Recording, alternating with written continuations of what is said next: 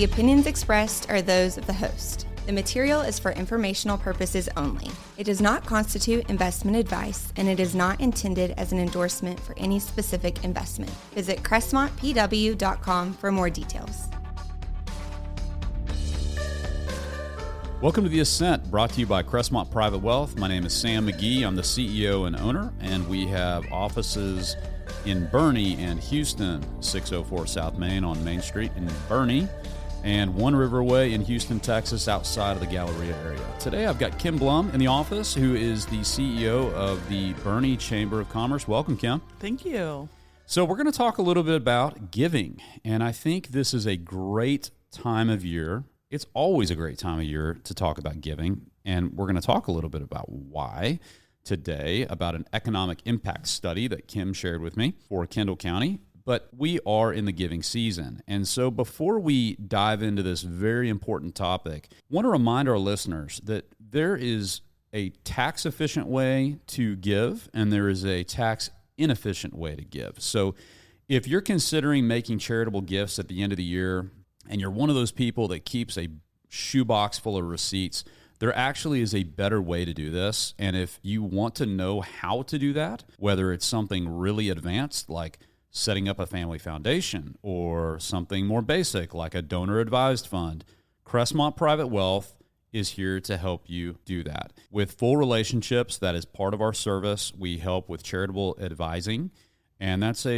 honestly a big part of our servant heart culture. We love helping people give in the manner that they are passionate about, but also in a tax-efficient manner. So without further ado, Kim, let's talk about our conversation this morning. Yes. Okay, this is awesome. So Kim, a dear friend, and I took donuts down to the Chamber of Commerce. And we love treats. Yes. I took those down there with two of our teammates, and we started this conversation like we typically do, and went around into a circle, and you shared with me this right here, this little, well, really very nice cardstock of the Kendall County Nonprofit Economic Impact Study, and it blew my mind. Our listeners probably have no idea the economic impact, whether they're in Harris County, Travis County, Kendall County, but talk about Kendall County today and tell the story of what you shared this morning, please. Absolutely. And thank you for the opportunity. At the Chamber, we love educating, advocating, and connecting. And that's in all spectrums of business, and that focuses on the nonprofit sector. And for us, we serve over 160 nonprofits at the Chamber. Chambers are a 501c6. We are membership-based, and what we do is, again, support our business community in every aspect of their business, and that includes nonprofits. So this really came to mind from a group of our nonprofit leaders and our foundation partners that were wanting to know where we were missing the marks in Kendall County. What was the impact that our nonprofits were making? And it serves multiple purposes, but ultimately we studied over 360 nonprofits that are in Kendall County, registered in Kendall County, and 144 of them being with complete 990s. We used some researchers from Trinity University, and they were reputable, amazing. This was in partnership and funded by the Kronkosky Charitable Foundation. Again, it's not possible without our amazing business leaders and foundations, so I'm very thankful for Kronkosky and their support and efforts to make this happen. Ultimately, one fun fact is that Kendall County is the most charitable county in Texas. Wow. That's an actual fact. And Love that. Yeah, right. And so we were able to balance that. And we live here just for our listeners. So those listening to the podcast, that's why we love this. Yeah. That's why we're really geeking out right now. Yes. But for us, it's important because it showed that over $50.3 million is put back into the local economy in Kendall County from the nonprofits work that we do. So whether that's the salary of the nonprofits, whether that's the goods that they're buying, office space that they're renting or leasing, all the things. And that actually is combined amount of the general fund budgets of the city of Boerne and the county. Again, that's $50.3 million is put back into our economy from our nonprofits. So nonprofits matter. When you give money, they matter.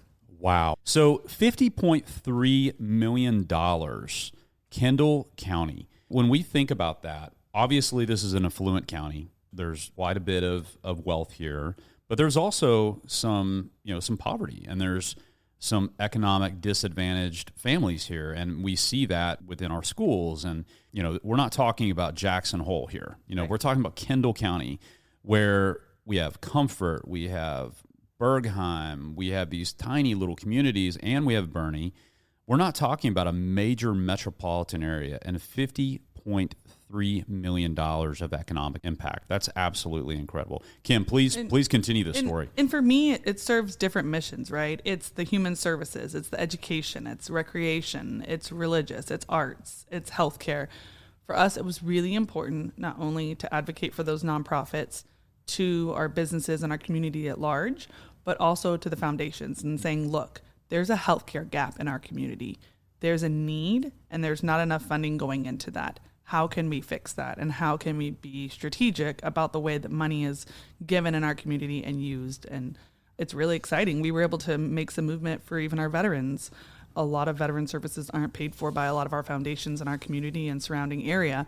And they saw the gap in veteran services, and we are now able to fund a lot of the veteran opportunities that we have in Kendall County, and that's huge. That's amazing. So I want you to share another story for our listeners too. And we have folks in Houston listening to this and really all over, but when it airs on Boerne Radio at 12:30 every Saturday, I think this story is so cool because I don't think this would have been possible had your story not happened during the pandemic. And I go back to one of our core values at Crestmont Private Wealth, which is the ability to adapt. So you can find our core values on our website. We have 5 of them. They're very important to us. It's how we hire, it's how we promote, it's how we coach, it's how we incentivize. But the ability to adapt is one of those things that I think is so, so important. And you really illustrated that during the pandemic. Share that story. I have a lot of them. Yes. I'm blessed with a lot of members and a lot of experiences. For us, it was a monumental moment for our chamber as what we're supposed to be doing, right? When we say we advocate, educate, connect, that matters. And that is, again, the core of who we are as an organization and as a community. When the pandemic happened, it was the businesses that impacted first, right? So it was shut down of pretty much our bars, our hair salons, all of them. The first week, I get a phone call, and it's a member, and he's like, hey, Kim, are you good? And I'm like, well, yeah, how can I help you? I was on the phone. Fun fact, I was 6 months pregnant in my bathroom in my backyard pacing because I had 2 small children in the inside, and I was trying to get business done and save the world. And this is March of 2020? Yep. Oh, that's good timing. Yeah, awesome. Good times. And so just to really understand the state of mind that I was in, right? We're here to save our businesses and our community, but you will have your own real crisis in your home. And so it was just a moment of, wow. The member calls and he says, can you pay payroll? Are you good? Is the chamber good? It took me back, right? It was, why do you care about us? Like, oh my gosh, there's all these businesses closing their doors and all this happening. And he's like, without you, I have faith in what you and the chamber's going to do to help us through this.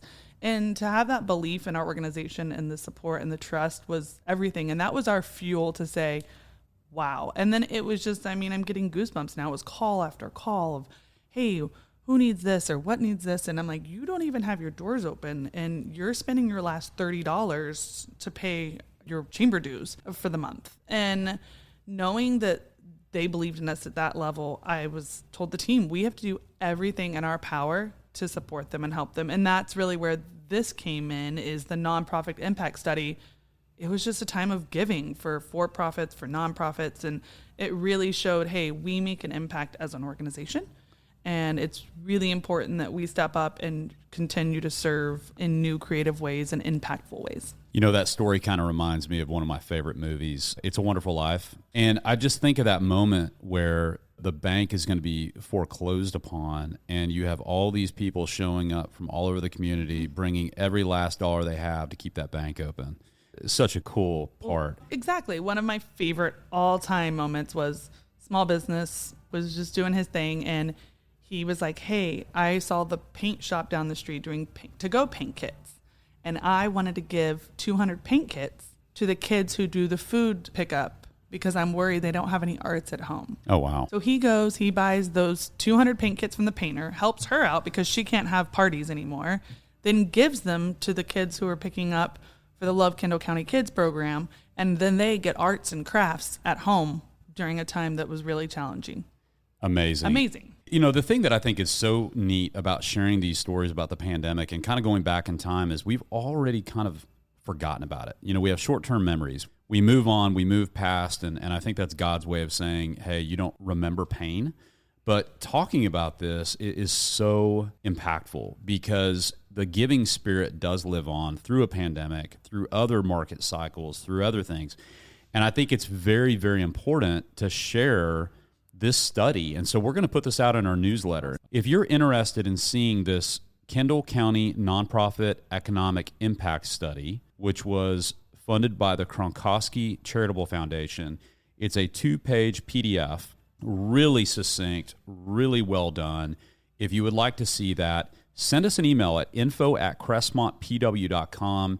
We'll put you on our newsletter list, and we'll get you a copy of this. And I think what's struck me about it is just the number of grants and charitable organizations in this small county. I mean, you've got 360 nonprofits in Kendall County, and it's the number one most charitable county in Texas. I think this is a great framework for other counties. Well, and even other chambers, right? It's important for us as a chamber to support the nonprofits, to treat them like a business. They are a business.